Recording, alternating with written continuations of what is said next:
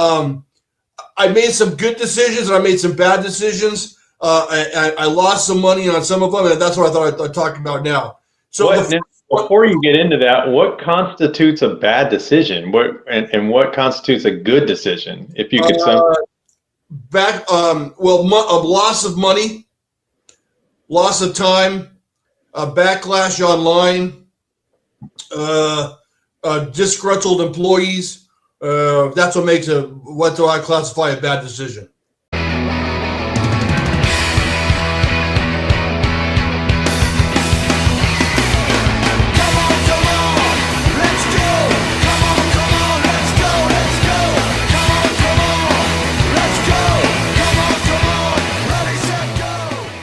Reference back to it, but we've covered so many things. It's kind of, when you think about it, it's hours and hours and hours of stuff that we've talked about. And anyway, welcome back to the BMXPERTS Podcast. It's a solo run tonight with my man Kevin Special K Wilson. Special K, is that my name now? Yeah, that's the nickname, Special K Wilson. Hey, hey Kevin, why don't you announce our plans for Shane Wimberly and what we decided last night? We had a team meeting. Oh, are we making that announcement? Okay. Yeah, let's do that.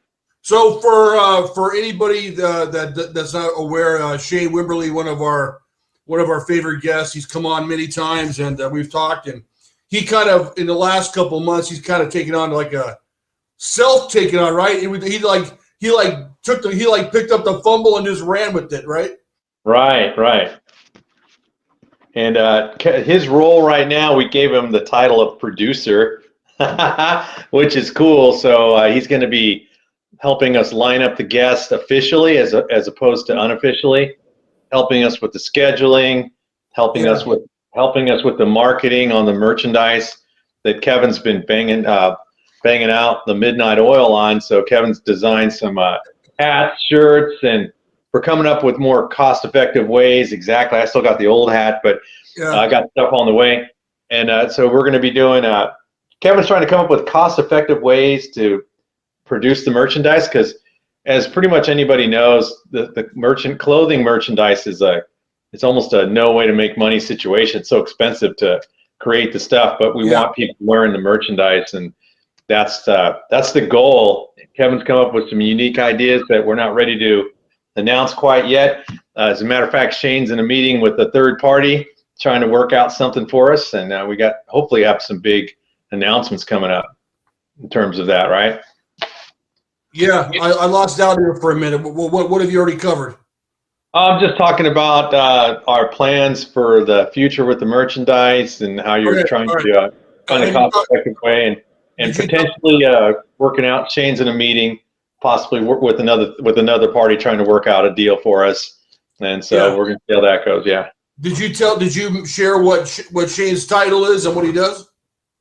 Oh man, you missed everything. Yeah, I did say he's officially the producer of the show, and like I said, he's going to be working on getting the guests for us, scheduling, pushing marketing for us behind the scenes, and from time to time he'll come on. He may join us tonight. He's in a meeting with another party right now, trying to work out some sort of a marketing deals for us. Big plans. Big plans. Yeah, big plans.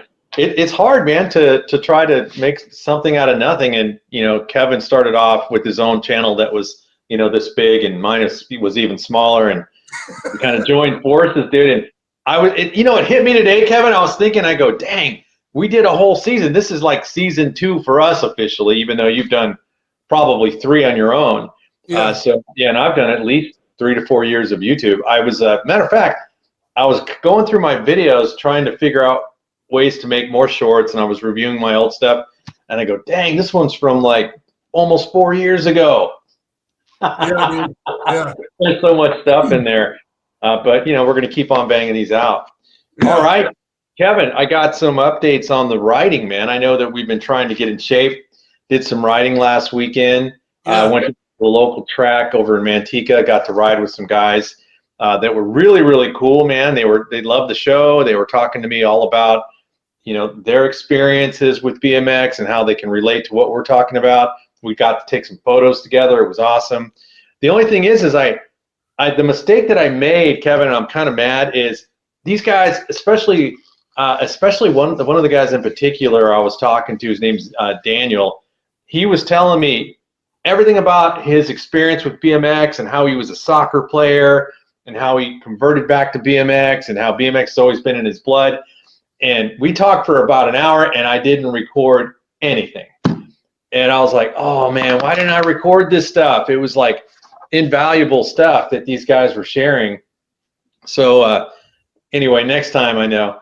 Next Yeah, time. yeah.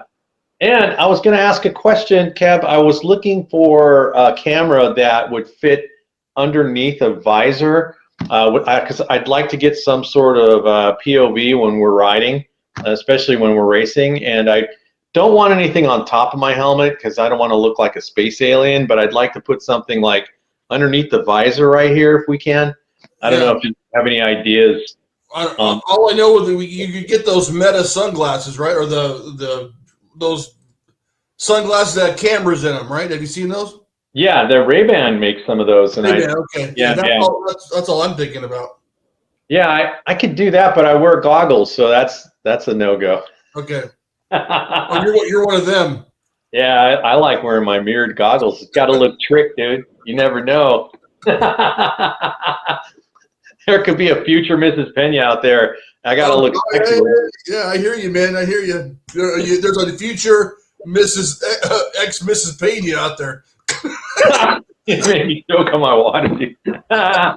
Yeah, so what I've done is I did the writing. I broke down some in a video I did. I broke down a short about my writing technique as of the past versus the present day, I should say. And some of the mistakes I was making, Kev, is one of the key things that we used to do a lot is speed jump. So you want to pull up your front wheel and absorb the jump, but you really can't do that on today's track, because if you speed jump the first jump, it knocks you off balance because there's a jump like right behind it, like in a rhythm section. And the first few years I raced, I was struggling with that because I kept it's muscle memory. You want to pull up and absorb the jump, and then it was making me awkward. So what I was trying to do, on Saturday, I hit the rhythm section and I was just pushing the bike down and pulling it up. And dude, I could feel it. I go, oh, I'm picking up speed as you're pumping, and I'm starting to understand the whole thing, how people ride today. And I haven't been on a pump track yet, but I can imagine that's what a pump track is. It's just forcing backside, right? Yeah, similar. Yeah. And I think that's funny that you brought that up, because when we were talking with Billy last week, I wanted to, at the time I had a question in my head, and when we moved on, I forgot about it. But yeah, dude, the few times that I've been out at the track, I had a real problem with the rhythm section, man, because I try to pump through it, right? But you got a manual. Now you have to be able to manual, right? If you're gonna you want to manual out of the last jump or two, because you're going to pick up speed and you want to be able to go faster. Manual, because you might be able to pump a couple, but then you want to try to pick up your front wheel. It's hard, man. It's not for the old guys. So I hope this is just me, dude. When I see guys with both wheels on the ground going through the rhythm sections, I think that's a beginner move, dude. Yes and no, because what you want to think about is, what's my fastest way through that obstacle? So if you think about the 80s, it was awesome for you to just sky over a set of doubles or a tabletop, but it's not always the fastest way. You want to keep your wheels on the ground as much as you can to continue to gain speed. So if you're pumping, it doesn't look sexy, but you're picking up speed, which is probably the most important part. But if you can manual, Kev, it looks awesome when you can manual. I think it does, Okay, so I'm going to ask a silly question, man. Why do I see all these videos of guys racing and they manual every single, their front wheel never drops, right? Is that just for show? Do they actually do that in races or no? Yeah, absolutely, man. The guys with the most skill can just pick that wheel up and. Well, but you're saying you get more speed with both wheels on the ground. So I'm just kind of curious if they do that in races and if it helps them or it just looks good. I don't know. If you watch a modern day race and you see a rhythm section, you may see them pump a couple and then exit out by manualing. So it's pretty rare that they're going to pick up the front wheel and manual the entire section. They're going to pump sections, manual sections, and jump sections. It's kind of a combination of the three. As a matter of fact, I was watching Drew Polk's video today, and I was watching how he navigates through the track, and I'm like, oh yeah, pump. It's like pump, manual, jump. And it's like they do it so fast, dude. It's like, how do you do that? It's a lot. How do you do that? It's a lot of skill that's required to navigate that way. Because I mean, frankly, I don't have enough speed to do it. But these guys that are younger than me, obviously, they can do it. It's super impressive, man. You know. Dude, I've had problems. I've had problems, man. Like, I can't put the front wheel down fast. I can't. I hit the next jump like hitting the wall. It's like you literally have to push the bike down into it. You can't just roll over it, and you can't just go boom, boom, boom, boom, boom. You have to, like you said, you have to push down, or else you're going to be hitting the next jump every time. I mean, right. That was my problem. I was getting bucked in the air and banging into the next jump, and I was so awkward. It took me a minute to I was like a giraffe on ice, dude. It's so awkward. I needed to figure out a way to freaking pump it and be as smooth as I can. So I was working on that little section a couple times. But I tell you, man, it's kind of like Billy said. You know, they said, well, the tracks are easier. You don't even pedal. Man, that burns, man. When you're pumping like a rhythm section like that, you feel it in your arms and your legs. It hurts. Yeah. Especially after you've been, because the rhythm section's typically on the third straightaway in some cases. So you've already done a lot of riding, and by the time you get to the rhythm section, your legs are already kind of burning, and then you got to pump. And I was like, ah, dang, man, that kind of hurts. Yeah, that lactic acid builds up. I did see a clip of Dale riding yesterday on Facebook. He was looking really good. I was like, God damn. I saw that clip, dude, and you know what I thought was a trick? When he's going over the tabletop, right before he gets to the other side, his front wheel just lightly taps on top. Yeah. And do you notice that? Yeah, he did. He did a front wheel tap. He was like, he just barely touched it, and then landed hella smooth, and then he power wheelies kind of as he's coming out of the berm. It was sweet, dude. Now, is that a real move, or that just happened to happen on that one jump? Man, a lot of guys do that. Yeah, they like to tap it with their front wheel. Yeah. Oh, okay. It looks trick as hell, dude. I was like, that was trick, man. You know, one of the things I saw, and this was going back to the 80s, there was this guy, I don't know his last name, Kevin, but his name was Bob, and he was on a Patterson. That's all I remember. And he was far better jumper than everybody. And he can do tables and kick outs and all kinds of stuff, and he was catching hell of air. And one day, he was coming down this bonsai, and somebody yelled, "Lock up your wheel!" And he jumped in the air, and you could hear his tires spinning as he was going through the dirt and going through the downhill, the bonsai. But as soon as he hit the jump, he grabbed his brake and locked the back wheel, and it went completely silent.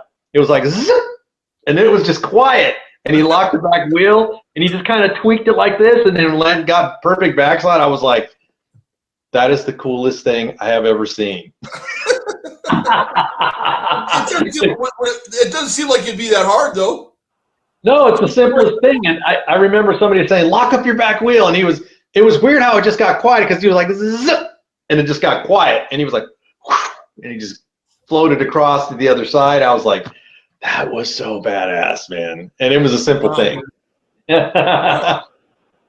You have any memories of something like that, Kev, from your local trashing days, or at the track where you just saw something super trick like that? I was jumping everything, dude. Like everything. The only thing where like a tabletop, if I wasn't in the lead, right? If I'm trying to catch up, if I'm second or if I'm third, you go up to a tabletop and you kind of like at the top as you crest the face of the jump, you kind of set your front, not tapping it on the other side, but you just kind of like set it over and put your front wheel on the backside. Kind of set it over. I would do that. But that's the closest I ever got to manually or a rhythm section. How cool did that feel when you're catching perfect backside on the tabletop like that? That feels awesome. Yeah. Yeah, that's nice and clean. You gotta either be high or you gotta be back. and just kind of you push your bike up a little bit and just kind of hook it over. Did you have any feeling of the seat getting in your way back then at all? Did that ever even cross your mind? Never, dude. Never. I never had a problem, dude. I loved my seat high, and we've talked about this before about help me in turns and stuff like that. I put my leg, my thigh on it in the turn. So yeah, dude, the seat never. Now I didn't have it like the quad angle that I'm going to show you. I mean, that's like ridiculously high, but no, I didn't. It was probably max height plus an inch. That's basically where I ran my seat post. Yeah, it's funny because I watched when I was at the track, I noticed anybody that's 40 or over, their seat's a little bit higher. It's just a little bit, not slammed all the way, but they got a little bit of room on it. I noticed that, and I go, okay, so they're kind of hanging on to it a little bit, like me. I don't put my seat all the way down. Yeah. I think it would be distracting for me, honestly, Kev, if the seat was all the way slammed down, because I feel like I'm going to sit down at one point or another. But if you remember what Billy Griggs said during the interview, he said, hey, what did we do when we were exiting a turn? We sat down. And now on the modern day tracks, you have to keep going. You can't sit down, coast, and then stand up and pedal again. You have to be on the gas. Or you're going to get. Did you sit down coming out of a turn? Billy said that during our interview. Yeah, but did you? Did I sit down? Oh, yeah. When you get to the crest of the turn, sometimes I would either get very close to the seat or I would sit down and put the knee out, especially on a flat turn, and then you just hug it, and then you get back up and start cranking again. There was times every once in a while that I would use the seat for leverage and balance, and also I'd sit on it. But you're saying sit down coming out of the turn. That's you don't want to be. That's when you want to be standing up. Yeah, you can be, but but Billy was right. There was a lot of times where he just kind of sat down for a hot second, hit the turn, and then just stood up and picked up the wheel and power wheelied out. It's kind of an old style of riding. We're talking about two different things. Yeah. When you're saying going into the turn, I'm saying coming out of the turn. No, and you're coming out of the turn, you better be on the gas, dude, or you're going to get. Yeah, that's what I'm saying. You can't be sitting down coming out of the turn. No. Entering the turn, I should say. I said it wrong. Okay, all right. Yeah. But did Billy say coming out of the turn? He said something. We got to go back and listen to it. But he did say, hey, what did we do? We sat down going into turns. That's all I could really remember. Okay, and all right. You can't do that now because – but also what he pointed out is the berms nowadays, Kevin, they're much taller and wider. So when you can crank through the whole thing. You don't have to necessarily just coast it. So you can pick up a lot of speed in the turn by pedaling, and because once you go into the obstacles, you're going to start pumping again. So you want to take advantages of those areas where you can pedal. So the first straight's super critical because you want to build up as much momentum as you can, and then as you get through the turns, if you can, you're going to try to pick up some more speed, pedaling a little bit. Because if you watch a lot of the modern races, trust me, I've studied them. Like, when are they pedaling? And you can see because they pick up a couple quick spins and then they're right back at it again, So it's a different art of riding. Dude, what do they pedal in the air now over a jump, or are they flat? Are they pedaling in the air? I've seen that from time to time. I think it was in the second Olympics that Maris Stromberg's won. When he was going over the first jump, he was pedaling over the air and in the air. And when he landed, he kept going. I'm like, when I saw that, I'm like, oh, he's ETing it. That's old school right there. Pedaling in the air. But don't you? It's almost like you got to be sitting down, right? You can't pedal in the air standing up, can you? Yeah, sure you could. Why not? You'd have to just assume the same position and pedal as you're starting to come down. I used to be able to do it when I was a kid. I never did it when I was racing because I didn't want to try to do too many things. I try to keep things very simple so I wouldn't make a mistake. Because I mean, pedaling in the air, dude, it looks cool, but I don't think it gives you any advantage in any way, shape, or form. You know what I mean? Okay. It's like winding up to land. I don't know, but it looks freaking pretty cool. I will give you that. When you went to the track, did you have your PK Ripper or did you have your Skyway? Oh, no, I rode the PK Ripper. I was anxious to take that bike out because it's the newest bike I have, and I definitely felt how much faster it was than my GHP. I was like, oh, man, this ride's way better. So I was having fun with that one. With the Skyway, I did go on a long bike ride on that one, though, on last Sunday. I went up on the levee and I just rode for about 5 miles, and I was like, oh man, this is great. The sun's out. I'm on my bike. Got my music playing. It was really cool. But then I gotta tell you this, Kev. I'm cruising along. I'm thinking I'm on a good pace. I'm listening to REO Speedwagon. I'm like, yeah, this is a good day. And this lady passed me, dude, on she was riding like a 29-inch, it looked like kind of like a mountain bike thing, but it wasn't really a mountain bike. It's kind of like a hybrid type thing, Yeah, like a and she just passes me like it was nothing. And I'm like, hi, and then she's gone. I'm like, did that just happen? And then, your pride is like, I should get up and pedal and pass her again. But I was like, man, if I do that, then I'm going to be all winded the rest the rest of the ride. So I just let her go, dude. That was hell of embarrassing, man. Oh, that happens when I'm in my car. I get passed by old ladies all the time. My wife looks at me. She goes, why are you going so slow? I'm doing the speed limit, man. Why is that, dude? Why is it that we drive slower now? I noticed that too, dude. I don't drive nearly as fast as I used to, man. I'm not in a hurry anymore, I guess. I'm too worried about getting pulled over, man. Oh yeah, you can't get tickets and stuff like that. That's you drive for a living, right? Yeah. Terrible stuff, man. Yeah. So Kev, you want to share some of your bikes, dude? Want to go over that? Yeah, dude. So on the last one that we did, I boasted about some of my big scores, and I was thinking to myself, I was like, you know what? Maybe I should share some of my big failures. Okay. Is that what these are? Huh? Is that what these photos are? Yeah. Of the failures? Yeah. Oh man, I would never have guessed that. From what I only glanced at them, and they look pretty cool to me. But I'm sure there's a story behind all these bikes. So. Yeah. So just I hinted about this. I've told pieces of the story before, but I'll start with the whole story. Probably like 5 years ago, I started buying bikes, and I started taking bikes apart and selling stuff casually, nothing major, just on the side, buying stuff, selling stuff. And then I picked up that rusty torquer, which we'll talk about in later on in the episode. Okay.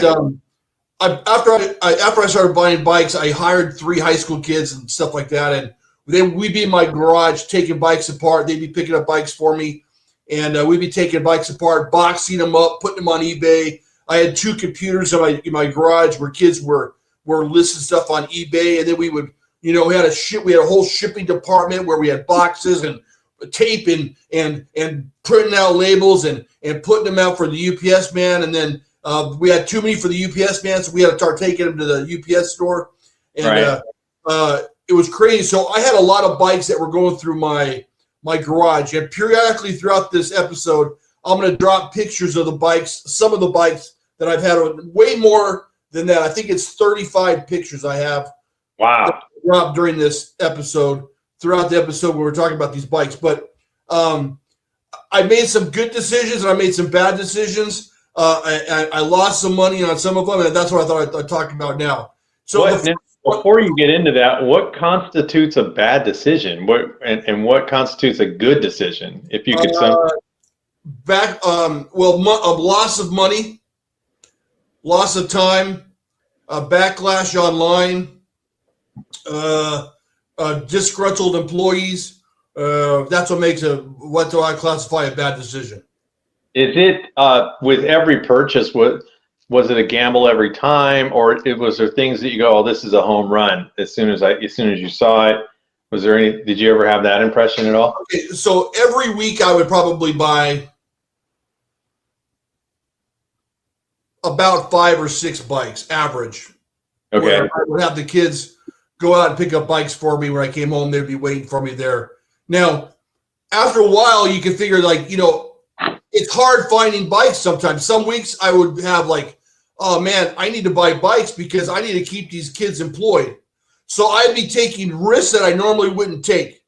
Okay. So I'd be sending them out on all kinds of crap, all kinds of bikes, just so they have something to do, so I could pay them. Okay. That was one of the problems that I had. So they could go out and pick up a torquer, and then they go pick up like a 2008 GT Mach 1 that's all jacked up or whatever. It could be it run the gamut. I'd get minis. I'd buy minis and take the minis apart. I would get new bike, like brand new bikes, like new school at the time. It probably was like what 2020s or 2019s, 27. I'd buy new bikes. I'd take those apart and sell the parts. So I had everything, but but there was sometimes where it was a gamble because I had to keep the kids employed and have them doing something for me. So when you're saying you were buying newer bikes, that was only for the purpose of parts, you said, right? You never had intent to resell it as a whole? No, never. What did that work out pretty well? Like, let's say you grabbed a red line, like a 2010 red line. So you had no intent to flip that as a whole. It was all about someone's going to want these bars, someone's going to want these stems, someone's going to want the wheels type thing. And I probably did about 5 red line minis, and I have a picture of a red line mini I'll put in right now that I did. But yeah. Okay. So with that, how many parts were you listing, would you say, in a week? Was you actively listing parts every day, or how was that working out? I probably had 150 auctions on eBay every week. Wow. 150, dude? And that was all, were you just doing eBay primarily or no marketplace? eBay for the most part, yeah. Okay. Were you getting hit with fees from eBay? Because I know at one point I was, and it kind of took the wind out of my sails. Yeah. That's why I really didn't sell the expensive stuff on eBay. Mm-hmm.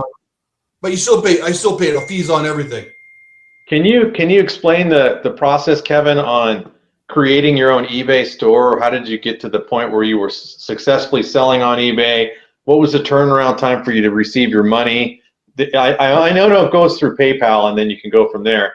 Do you remember that process on how you were able to do that? Yeah, dude, it's pretty simple, dude. Like I had it down to like if I had a part in front of me, say I had a pair of pedals in front of me, I'd put them on the table, snap 2 pictures, and this is all done on my phone. Did I do it on my phone? I did it on my phone. Okay. I had the kids do it. It's easier to do it on the phone because I didn't have to download nothing on the computer. So I had the picture on my phone, or I would give the kids my phone, or they would use their phone. And you just take pictures, boom, boom, boom, go on, and you could set up a template on your eBay account where you just pop in the picture, write a couple of sentences, and you could already have the category already pre-selected. You can have the condition already pre-selected and so forth, and the shipping address from the seller pre-selected, and where I'm looking. All that's 80% of the ad was you already split, and you just type in like a couple of words, a brief description. Oh, yeah. Okay. Yeah, dude, you can choose if you want a 3, 5, or 7 day auction. And did you select the buy it now price ever, or was it always auction? Sometimes I do buy now. Yeah. Yeah, because I found, and I know this is, I'm asking you these questions to share with our viewers, but I found that most of my stuff was buy it now. People were just snagging. So, I mean, if you let's say you had a set of Hutch pedals, you got lucky and you got some Hutch pedals, and you're thinking in your mind, I want to get at least $500 for these. So did you have to set like a reserve for that, or did you just let the auction go, winner takes it? It depends. Okay. If I really like the part, and I really enjoyed having the part, I would put a reserve on it or a buy it now price. Okay. But 95% of my stuff, I didn't know what it was worth. I'm going to be honest with you. I'd buy stuff, I had no idea what it was worth. So I would simply put it on for $1 and have fun watching it. Sometimes I got burnt. Sometimes I was surprised. I mean, there was a time that I scored a pair of, I bought a Power Light Spitfire. It was like almost perfect. Okay. And I put the bars, I parted it out. I put the bars on. It Power Light Pro Bar, Power Bin bars. Dude, and I put them on for $1, and I think they sold for $160, dude, for a pair of handlebars. And I would have sold those. I would have sold those on the marketplace for $30, dude. I had no idea. Oh, you just never know, right? You don't know what I never knew. And I still am not the best on final value. But the biggest surprise that I had were these little teeny GT pegs from like the early 90s. They're Okay. nothing. They're maybe like 3 inches long, and they're probably about that big around. They were nothing. They were I think they were billet aluminum, but Okay. I had no idea they were worth anything, dude. I would have thrown them away. I got them on this Mach 1 that I bought. And I'll put a picture of the Mach 1 in now Okay. for reference. But So it was. Would you say it's just you don't know what the demand is or the supply out there? You're like you could have something very very rare, or you can have something very very common. You just didn't really know, right? to my detriment. Now I would have a little bit better feeling of what was worth what stuff was worth. But at the time, I had no idea. These little teeny pegs, I would have thrown them away. And these guys got on this bidding war on these things, and I want to say $100 for a pair of aluminum pegs. What? It was crazy. I was like, I would have thrown them away, dude. And it was just stuff that was weird. Like I would like headsets. Like when I get on my power lights, there would be like power light headsets that say power light on them. And right. I would take them out. I go, no one's gonna buy this headset. I'd throw it away. I would throw this big bin of headsets and bottom brackets. I had no idea, dude. Those are what's worth money, man. After I found out, like, you know, an A headset, you know, from like the 90s, from the early 90s, you get like $40, $50 for these things. I made so many mistakes of stuff that I didn't realize what was going on. What was your? Were you considered an eBay store, or you just had your own eBay page type thing? You know, I don't know the terminology. At the end, I'd set up a store, but it's no big deal. You just download a picture of your logo and you're off. It's no big thing. It's not like a lot of work to do it. How was your shipping, Kev? Did you go to a local place to ship all the time, or did it matter? How did that work out for you? Here we go. This is a funny story. Okay, all right. When I first started, you could ship stuff through eBay with FedEx. Okay. So when you're doing your ad, you could say, or after it's over with, you can say ship with FedEx. You can hit a button. You put the dimensions of the box in there, and it'll pump out a price, and you can print out a FedEx air bill off of your printer. Okay. But I was like, I don't want to do that. I want to go through Bike Flights because everybody says Bike Flights is the best. Bike Flights is the best. So Bike Flights, that's just Bike Flights, just like it sounds? Yeah, Bike Flights, yeah. It's a website. Okay. So what I would do was, now keep in mind, I'm shipping, dude, 50 60 boxes a week out of my garage. You are legit running a business, dude. Yeah. And I had a convertible BMW, and I would have complete bikes. I put my top down, and I would have complete bikes in the back seat lined up, and then I'd have boxes of wheels coming out of my passenger seat, and I'd have stuff like it was handlebars underneath my seat, and I'd go to anyway. I'm getting ahead of myself. Okay. So you could do that with eBay, but I want to do Bike Flights. So what I did was, you go on to bikeflights.com. Okay. You put in your credit card number, your address, a shipper, whatever, and then you say it'll say weight, and then height, width, and length, and you measure the boxes, and you weigh them, and you put them in there, and it pops out a price for UPS, and you print the air bill right there, and you put the air bill on the box, and you can either call the UPS guy, or you can take it to the UPS, or take it to the UPS store and drop it off, and it's gone. Okay. You pay directly through there. So at first I was being honest, right? I'd weigh. I didn't have a scale, right? So I'd have the kids stand on the scale, and they'd say, okay, you're 120 pounds. Okay, now hold the bike. And they hold the bike, and then they'll say, okay, now you're 140 pounds. Okay, that's 20 pounds. So I put 20 pounds weight. And then I would measure that. Okay, it's 64 inches long, 14 inches wide, and so forth. And then we would do all these boxes, right? you know, all kinds of boxes. I would take them to the UPS store. The UPS store had my own little corner for me where they say, so I would come in and they'd say, put your stuff over there because I already had air bills on it. Everything was already paid, right? Okay. With my credit card. Everything already paid, air bills ready to go. I just need the UPS guy to pick it up. Okay. So I would drive down there, put all the stuff in the corner of the UPS store. UPS guy comes in, grabs stuff, throws it in the back of his truck. He's not looking at it. Hold on. Is that you, bud? Oh, good. It's not me. Hey, Tara, everything all right? I'm on the podcast. Tara, you all right? Yeah, I'm just leaving work. Talk to you later. Okay, right.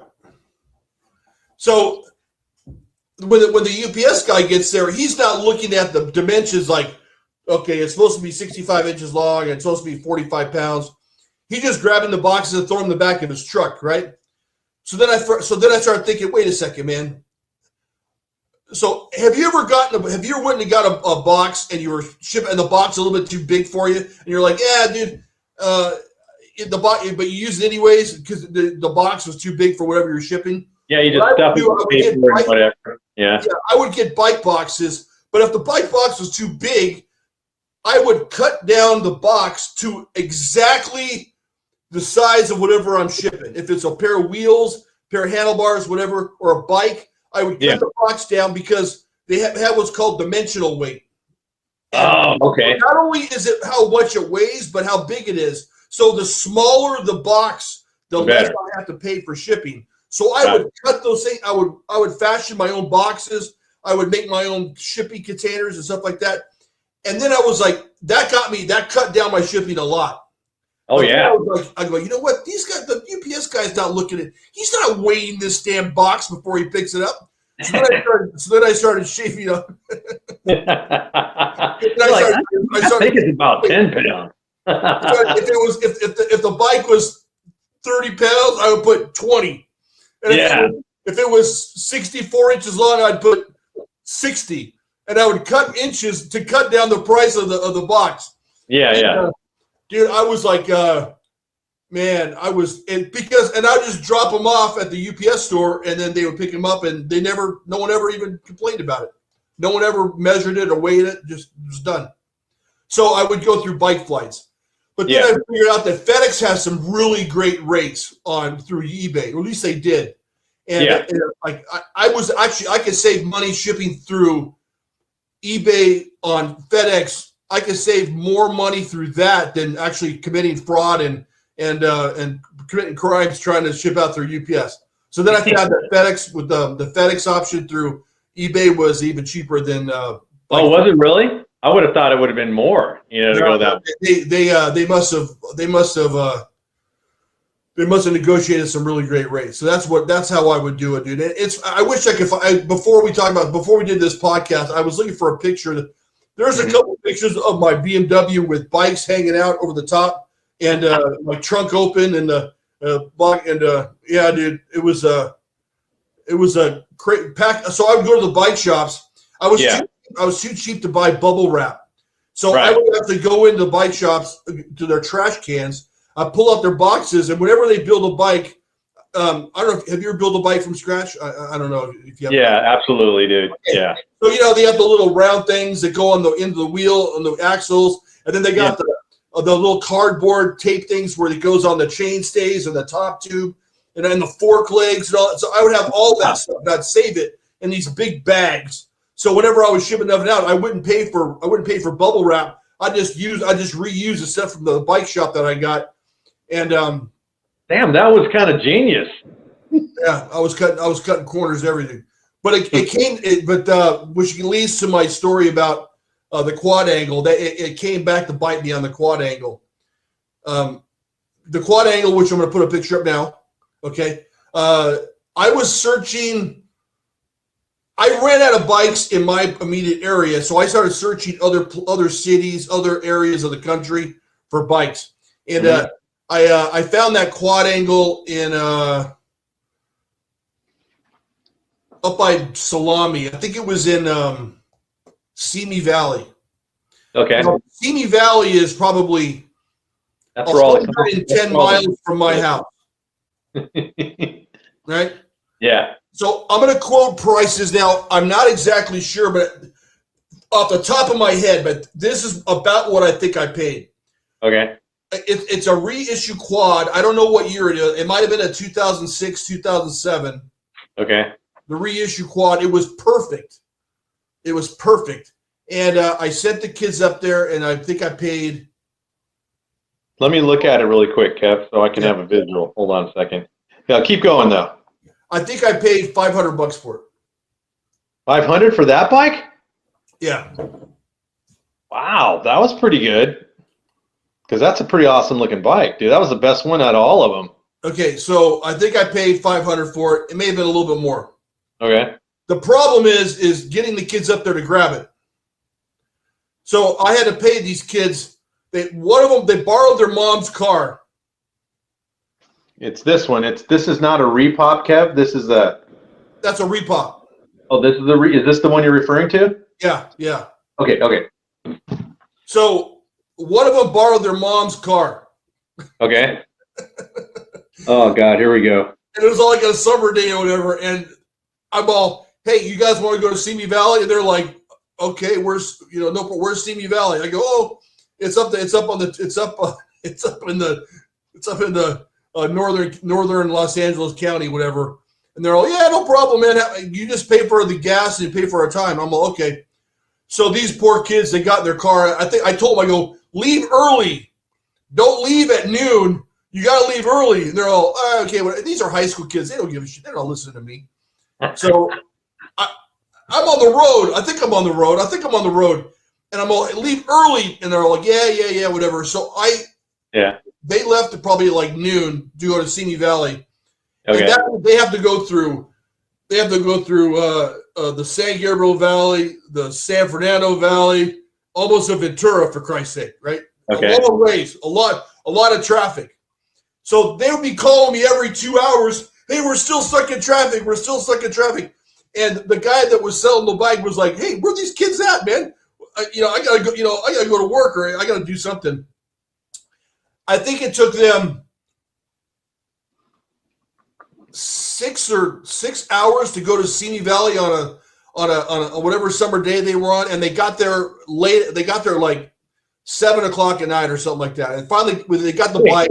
How many miles are we talking about, Kevin? Why did it take them so long? Well, the traffic. It was like 110 miles, I think, in the traffic. They left at the worst time you could possibly leave. Oh, my God. I told them, I go, dude, don't leave at noon. Leave early. They didn't listen to me. Right? Yeah. So I had to pay these kids. They were like, I think I ended up paying them like, okay, so the story's not over yet. So they get up there, they get the bike, everything's good to go. They pay the guy, and they're coming. But now it's like 7 o'clock at night, and they're in Simi Valley. Thousand Oaks. It was Thousand Oaks. Okay. Oaks. Now they've got to come back. Right? This is 6 hours later, you're saying, right? Yeah. So now they got to drive back through the gauntlet, right? I think these kids, they were like 16 or 17 years old. I think they got back maybe midnight, 1 o'clock in the morning after getting this bike. Oh my God, dude. Yeah. And and I had to pay them for every hour they were gone, dude. Oh. And gas and use of their mom's car. So I think it probably cost me $250 just for them to go and get the bike. Now it wouldn't have been that much but they went at the wrong time, and I couldn't say I'm not going to pay you for the time. You left at the wrong time. Yeah. So yeah. I think it may have been $300. I think I might have paid $300 because it really stung. I was like, wow, man. So you now could have had the guy ship you the bike for $100. Yeah. So now I'm into the bike for $800 roughly. Okay. And I'm digging the bike. I'm like, man, maybe I should keep this thing. But same thing. I get bored. I get antsy. I say, okay, I got to get rid of this bike. So I put the bike on. I didn't part it out. I sold it complete. I put it on like one of the museum or something like that on Facebook. I sold it for. I want to say I sold it for $800. Oh, so you broke even basically. Well, almost. Okay. So the next week, the kids are back. We're taking bikes apart. We're boxing stuff up. So I go, no, you guys don't touch this quad angle. I'm boxing it up. They're like, yeah, okay, no problem. So I box it up. I take the wheel off, whatever. I put the rubber things on the axle of the front wheel. And I'm doing my thing. I'm taping stuff around. I'm taping those cardboard things on the chain stays, and I'm doing all this stuff. It looks pretty good, right? Normally I would have zip tied. Normally I zip tied the wheel. You can put the crank arm through the wheel, through the spokes. Okay.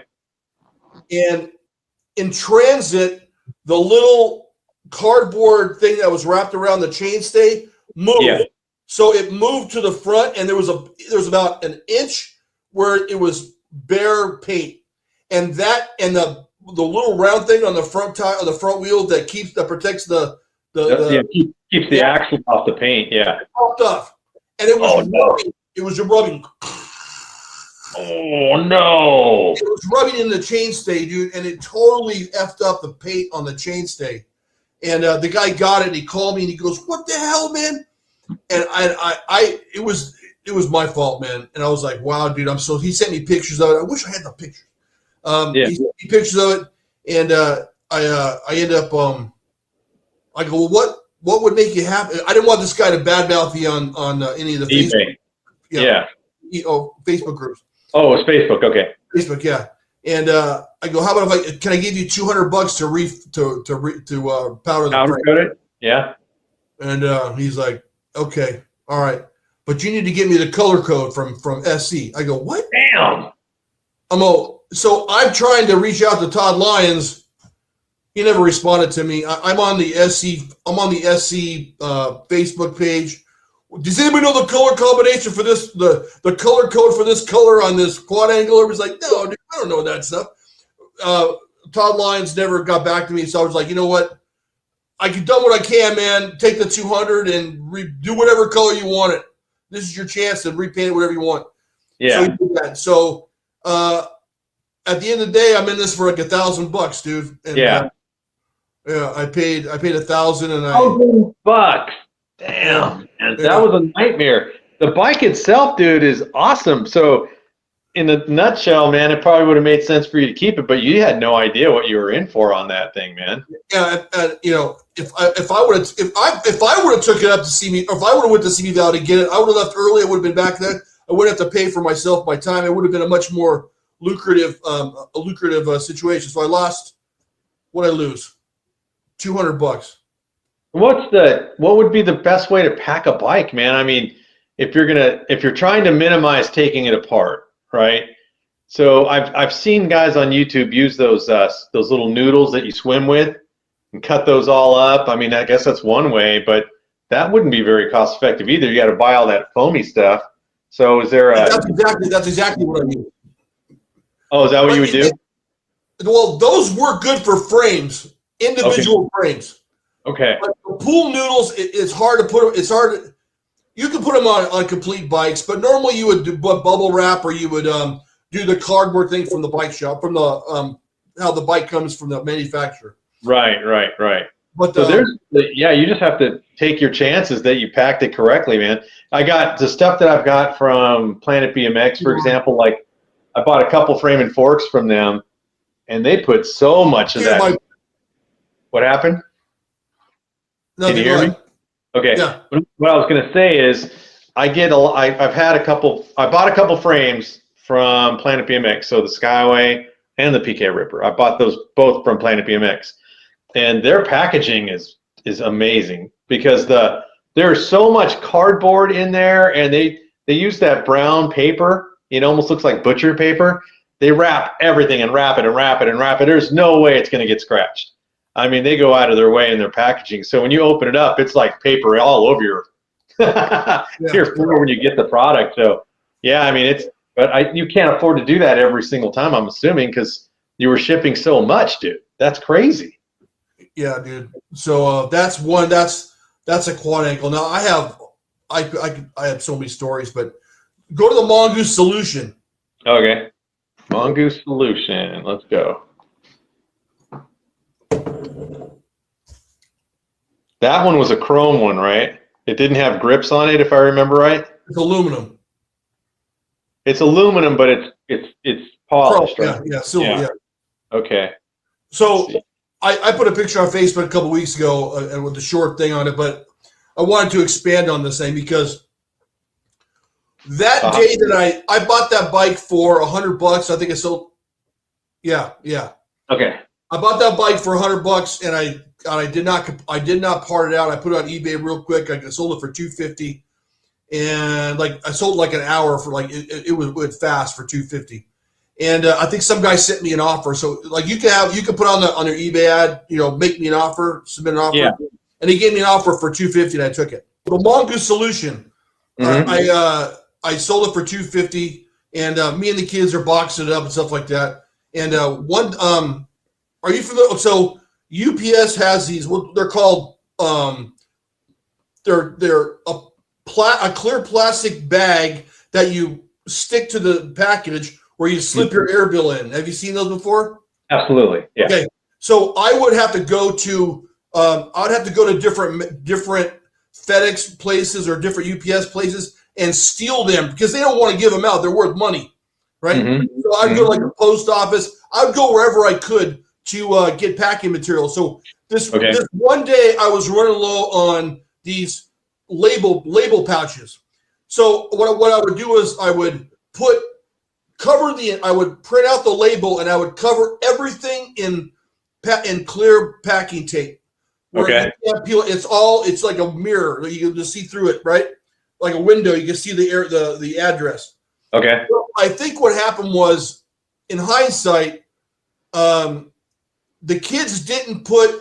I told them tape the label on, and I think they taped the label around the edge of the paper, but not over the entire label. And they did this on probably. I think I had that bike. Like two pair of GT wheels with GT Mohawk hubs, maybe a handlebar of dyno handlebars. There's probably like 5 or 6 boxes that they did this with, and they all disappeared, man. I shipped them, and they all disappeared, dude. Gone. They were shipped to nowhere, basically. I think that the labels got rubbed off in transit because they weren't completely smooth. They were like paper. You understand what I'm saying? Yeah. How do you make that up to your customer? Did you have the money back, dude? Oh man, you were like, and how long before you realized it didn't reach its destination? Did they? After about 2 days, they say, "Hey, where's my bike?" And I go, "I got the air bill right here." I searched it, nothing.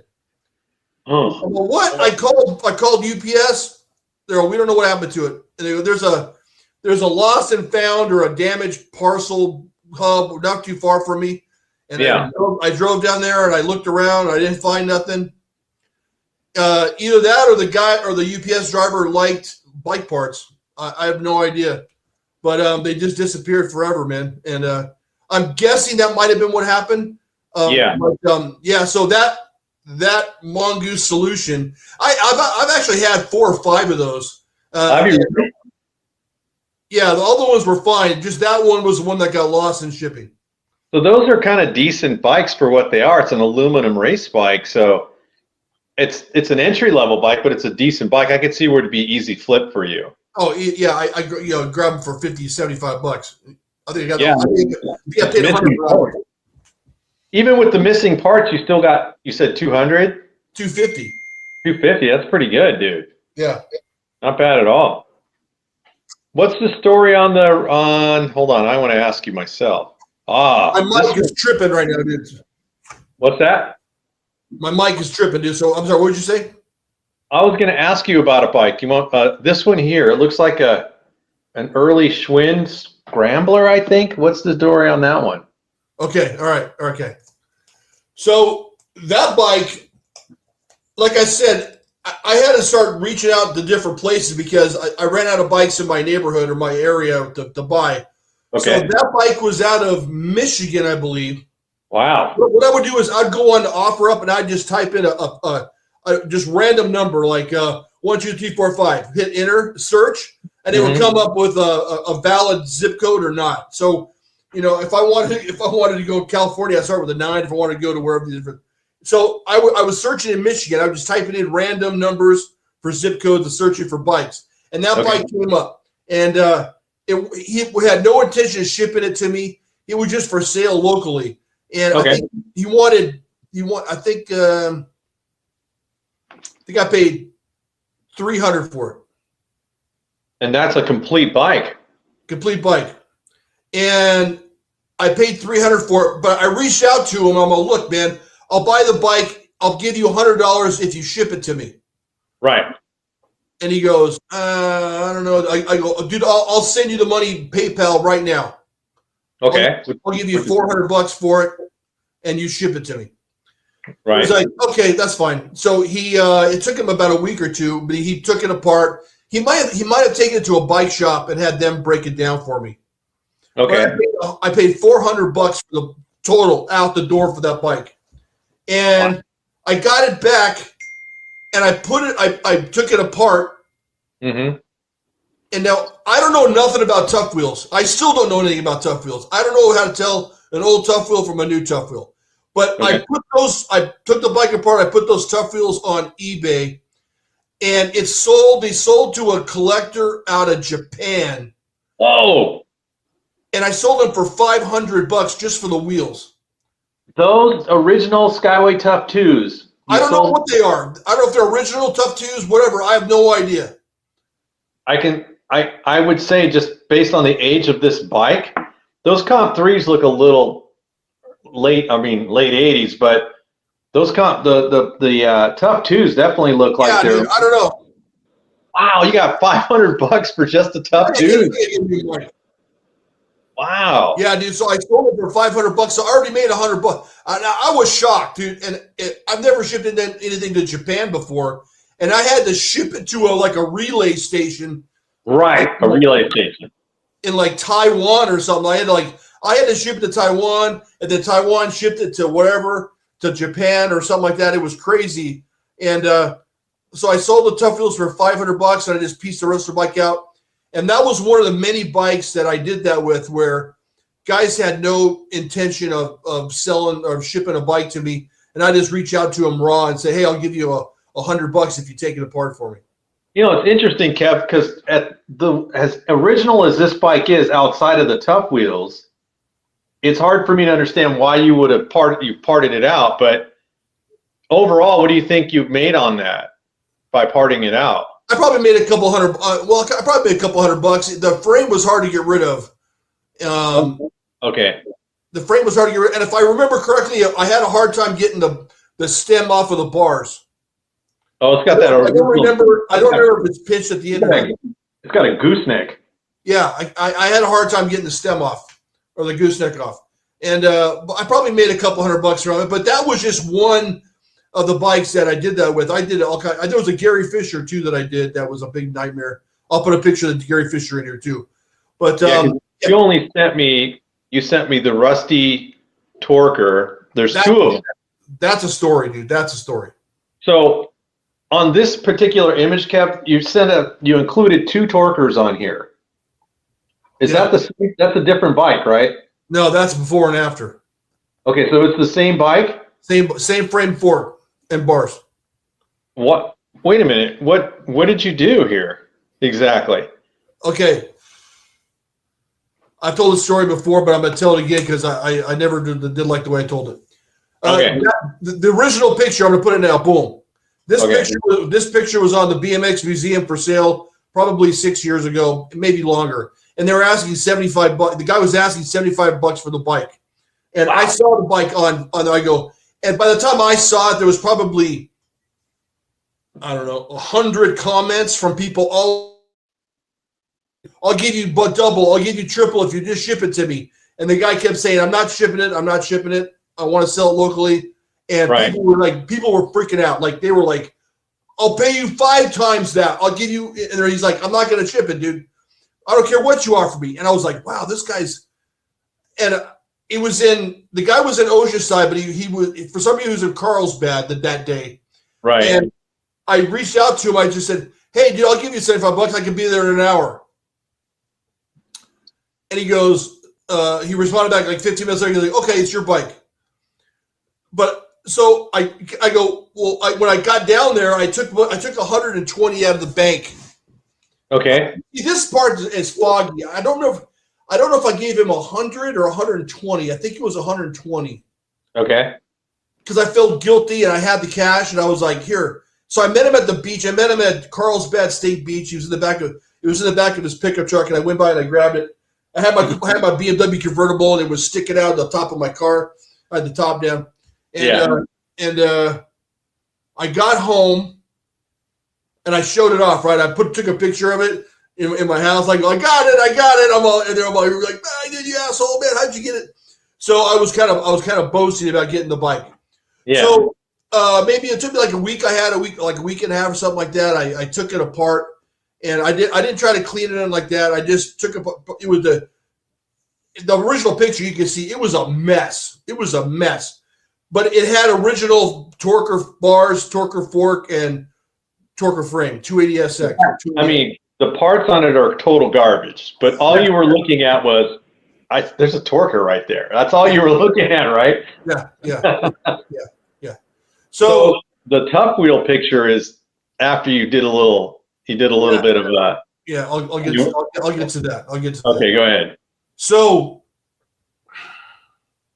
I take it apart, and I'm thinking, what am I going to do with this thing? I took it to my powder coater, or a powder coater at the time. I didn't have one. I took it to a guy that I powder coated, and I'd say, "Can you powder coat this thing?" He's like, "Absolutely not. It's too far gone. It's too rusty." I'm like, "Okay, fine." So I came back home, and I had some extra parts later on. I had those Repop Tough Wheels from a previous bike, and I had some other different parts on there. So I took the wheels off. I put like new Repop tires on there, the Repop Tough Wheels. I think I replaced the pedals and the grips. Yeah. The grips were so old that they were melted to the bars. I had to melt the grips off of them and scrape them off with a razor blade. So the second picture is after I was done with it. Okay. Right. So it's kind of like what do you call those? A rat rod. It's bad, but it's rusty. Yeah. So I'm into this thing 120 or 100, maybe $100 for the bike, and then maybe $100 in parts. So I'm in this thing for 200 plus some gas. Yeah, big deal. Okay. So I made the same mistake that the guy that I sold to me made. I put it on the Torker page too cheap.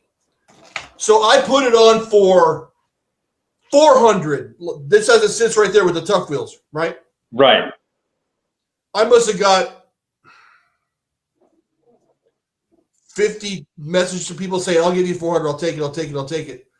Wow. Like, wow, dude, did I mess myself up, man. I put on too cheap. You did. So the second guy that reached out to me was local, and he goes, "I'll give you the 400 for it, but I can't pick it up.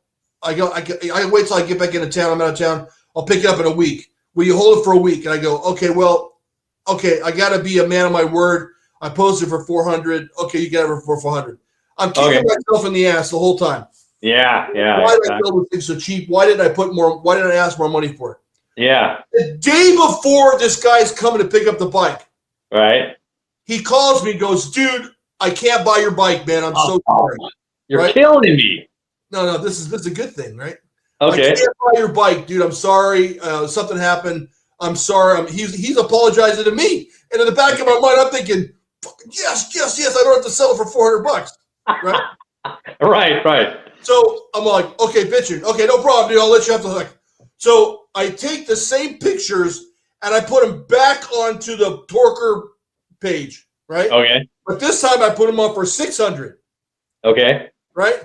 And I put this long description in the thing. I put, look, it was sold for 400. I was gonna sell for 400. The guy backed out.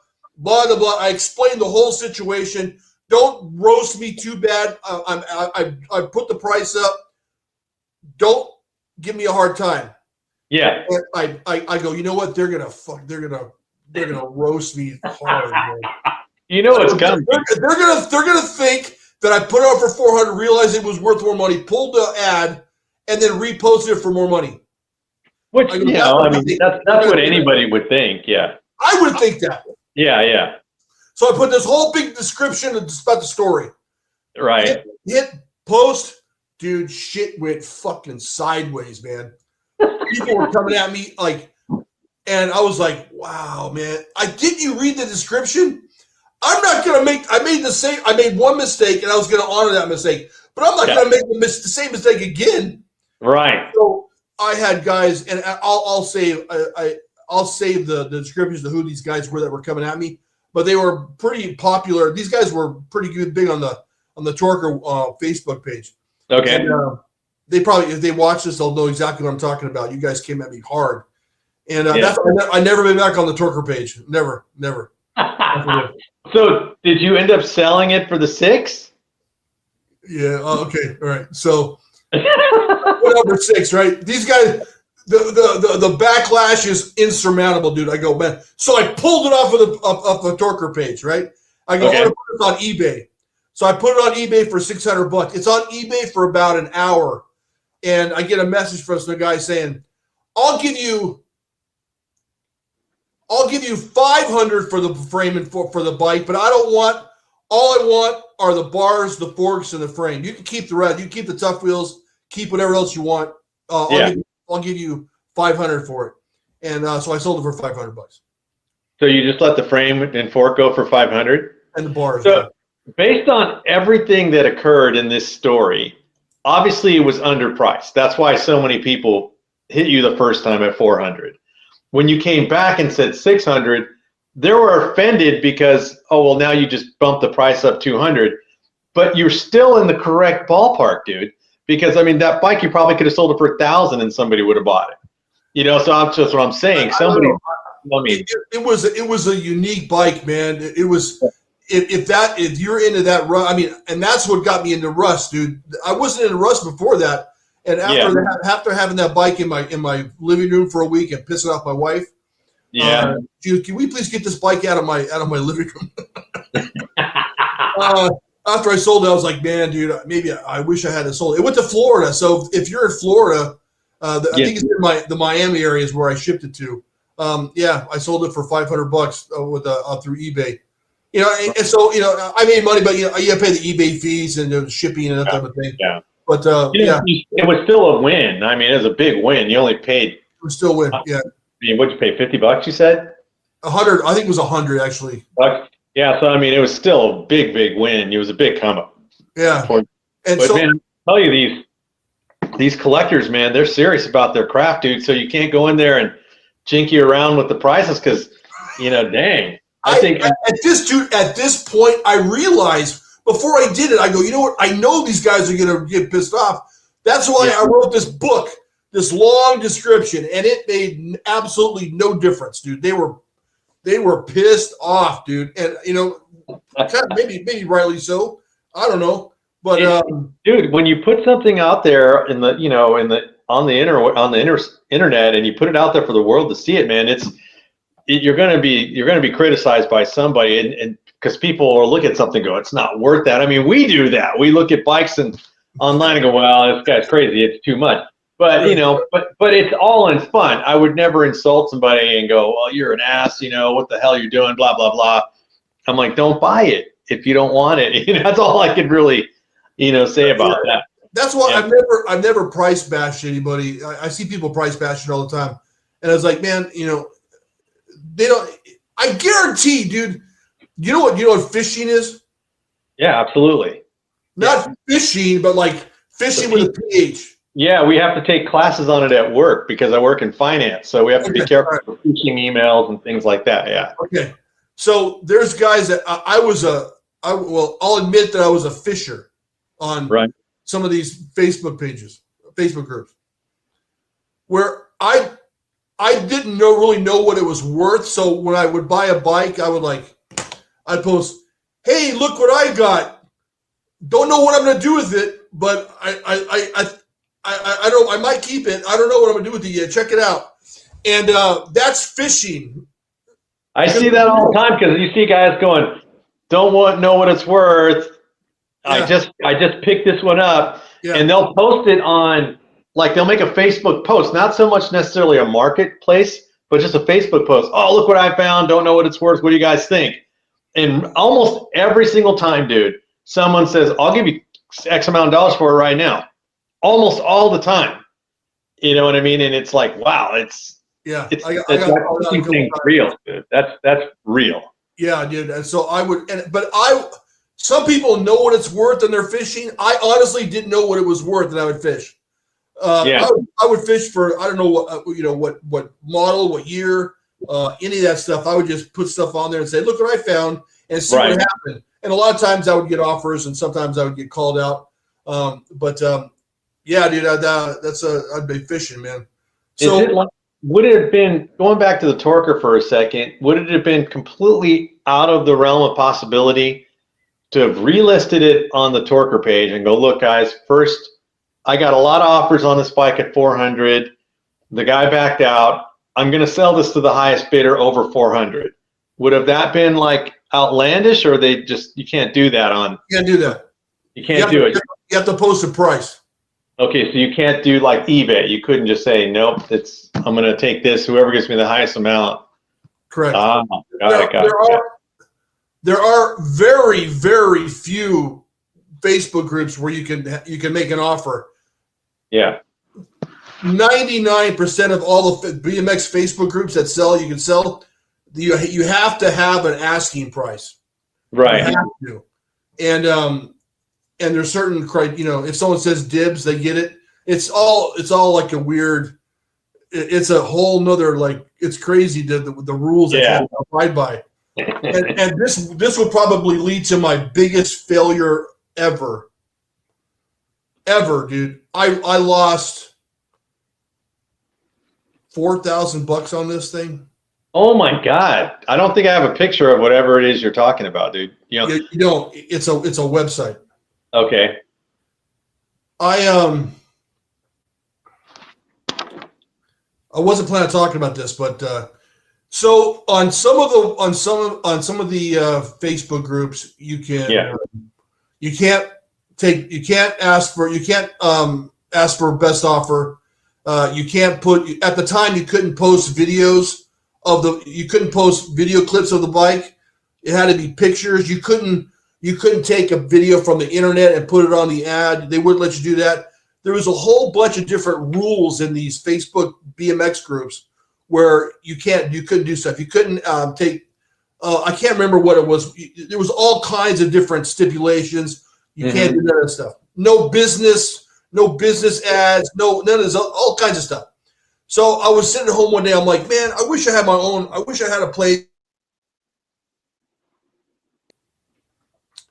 And I could do, there was no rules. I could post whatever I want on there. I could post a picture. I could post a video. I could post stuff from the internet. I could post stuff from YouTube. I could make an offer. All these different things. Like, you know what, dude? I'm going to do my own. So you wanted your own website, basically. I my own website, dude. Okay. It was called BMX Hunters It was BMX Hunters Classifieds. Oh, is that how you got that name, the BMX Hunter? I was a BMX Hunter before this. Okay. But, I was BMX Hunters Classifieds. Okay. And you went underwater for a second. I'll find a new microphone next week. There you go. Now I went out and I hired a developer, a website guy, because it was something that I couldn't do this on GoDaddy by myself. I had to have legitimate programmer doing all this stuff, the ads and the boxes and all the links and all this shit. Oh, you went all out. I went all out, dude, and I probably dropped $3,000 on the website, dude. And wow. And I didn't get one person to post an ad. What? Yeah. Oh, so you set it up so people could post on your site? Is that what it was? Yeah, dude. So the whole point was, if you wanted to sell your bike, you could go on here and you could put down Repop Skyway, whatever year, and you could take a video of your bike, upload the video. You could take pictures. You could take a Skyway advertisement off of YouTube. You could take that. You can link it on your ad. Yeah. You could say, make me an offer. I'll take it out. What highest offer gets it. You could do all this stuff cumulatively into your ad and to help you sell your bike. Got it. And not one person posted on it, dude. Did you try to put your own stuff on there just to test the waters? Yeah. And there was no bites on it at all? What I would do is I would copy the link and put it on my BMXPERTS or my BMX Hunter at Facebook, and I sold stuff off. I did sell my own stuff. Yeah. But I don't remember anybody ever posting on it, dude. You were on the right track, but you were so forward thinking that nobody really bought into your idea. You know what I mean? If I said, Kevin, I'm not really riding my GHP right now. I'm going to list it on your site. How did you make money off of that deal? Was it a percentage of the sale, or were you just letting people use your site for free? There had to be something into it. Yeah, I think that's what cost me a lot of money to get the money interface between the banks. I want to say it was $1. Okay. So your fee was $1, or you picked up okay. So you picked up $1 for a listing? I charged $1 for if you wanted to sell your bike on my site. I charge you $1. That's it? Yeah. That's a steal. I don't know, dude. It's rough for me to talk about it, dude. It was a huge failure, dude. Well, sometimes you got to run the risk, man. I mean, it was a good idea. I mean, you've known me this long. I got a bunch of crazy ideas, but that was one of my crazier ones. Well, that's because you didn't know me then. I would have been like, Kevin, just let's do something else. And another thing, this is really hard for me to admit it, dude, but yeah. Another thing where I did was, okay, this is another one another service I offered. When you see someone selling a bike on Craigslist or wherever, where they say we don't want to ship it, local buyers only. Uh-huh. What do you surmise from the seller if they say I don't want to ship it? What would you think? It could be a scam if they don't want to ship it. Right. Because let's say that they had a bike, it was legit, but they said in the ad, I'm not going to ship the bike. What would you think? What would you think reading that ad? I'm just out of curiosity. For me, if it says local pickup only, okay, that seems kind of legit. I have seen parts listed on Marketplace where they say pickup only, and it's a kind of a turnoff because I'm like, well, that's going to take me 2 hours to go get that. Forget it. So I just skip past it. Is what ends up happening a lot of times. Yeah. Here's what I thought. I thought that, you know what? They just don't want to load. They don't want to take the bike apart and ship it. Yeah, it's a lot of work and hassle, I'm assuming. I thought that's the reason why they didn't want to ship it. So on the website, I said, if you're local, I'll go pick up your bike and ship and break it down for you, box and ship it, and I'll charge them whatever for it. I can't remember what I offered to charge them, because I thought that was the reason why they didn't want to sell the bike or ship the bike, because they didn't want to break it apart. Could have been. That's not the reason. What is the reason? The reason is the fees. Oh, to ship it? Okay, I want to buy your PK Ripper, and you say you want $5,000 for that bike, and you put it on eBay, you're going to pay fees. You're right. You're going to pay fees on not to strike that. You want to sell that PK Ripper, right? And I say, let me. The only legitimate way for me to buy that bike from you is to PayPal you money, $5,000. Right. But you're not going to. You're only going to accept that $5,000 if I do goods and services, and there's a fee involved with that. Okay. So in other words, you're gonna pay a portion of the fees on PayPal. Okay. So you might net on the $5,000 bike, you might net 45, 46. Got it. After the fees from PayPal. Got it. Right? Yeah. So that's the reason that I found out that no one wanted to ship it, because when you ship the bike, you have to use PayPal to receive the payment. Yeah. And you lose 10% of your sale price in using PayPal. That's why they didn't want to do it. And I had no idea. I actually lived through that because I sold my GT box series on eBay. It's old, but it cost me a little bit to sell it.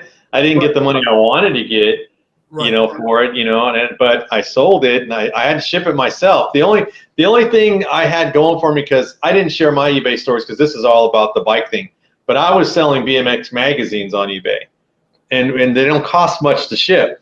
So I would I'll pay the shipping is what part of my hook. So I was shipping magazines like every day. I was selling them every day. Sometimes I'd get $10, sometimes I get $50. It depended on what somebody was willing to pay for it, right? So I sold tons of magazines, and I got kind of towards the bottom of my magazines, and because nobody wants to buy them without covers, and I was getting down to the ones with no covers. So I'm like, well, what else can I sell? So I started selling old number plates, pad sets, seats, just stuff I had laying around, and that started to dry up. And I was thinking, I kind of want to build a new bike. I want to get a new bike. So I'm like, I'm going to sell my GT and see if I could do it. I had to list it like 3 different times before it sold. But man, I had to pay a little bit. I lost. And then the guy was being unreasonable, dude. I'm like, hey, I need to keep the number plate because I'm still racing. And he goes, no, I want it. It was my fault for leaving the number plate on the bike in the photos in the first place. But I did get some advice from somebody. Yeah. Because it didn't sell the first couple times.